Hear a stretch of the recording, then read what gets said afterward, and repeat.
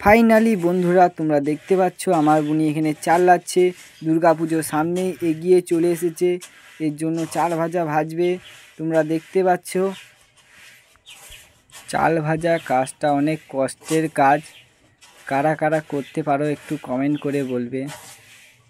যেমন কষ্টের কাজ তেমনই দুর্দান্ত খেতে। দেখো বন্ধুরা, কিছুটা চাল ভাজা ভেজেছে এবং কিছুটা ভাজতে আছে। দেখতে পাচ্ছ খুব সুন্দর চাল ভাজা হচ্ছে, খুব সুন্দর। এই চাল ভাজাটার মধ্যে কিছু কিছু উপাদান দেওয়া আছে, যেমন পরিমাণ মতো জল, হলুদ, নুন, কুসুম বীজ।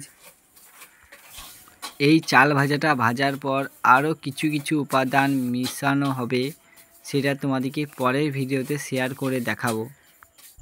আমাদের পরিবার এই চাল ভাজাটা খুব পছন্দ করে, কারণ সন্ধেবেলায় চা দিয়ে খেতে খুব ভালোই লাগে।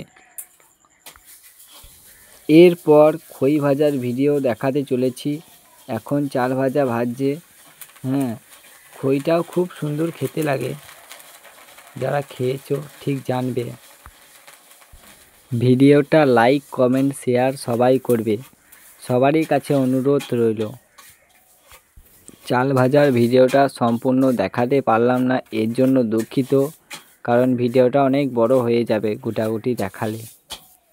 এবার খই ভাজার ভিডিওটাও দেখতে পাচ্ছ, এখানে ধান দিয়ে দিয়েছে, দিয়ে লাচ্ছে। কিছুটা খই ভাজা হয়েছে আর কিছুটা হয়নি। সবাই ভিডিওটাকে একটু লাইক, কমেন্ট, শেয়ার করবে। খুব সুন্দর ফুটছে খইগুলা, দেখতেই পাচ্ছ। খই ভাজা কাজটা খুব কঠিন। যারা ভিডিওটা দেখছো একটু লাইক, কমেন্ট করে দেবে। আর সবাইকে ফুল ভিডিওটা দেখার জন্য অসংখ্য ধন্যবাদ। লাইক, কমেন্ট করে শেয়ার করে পাশে থাকবে। সবাইকে দুর্গাপুজোর অভিনন্দন রইল।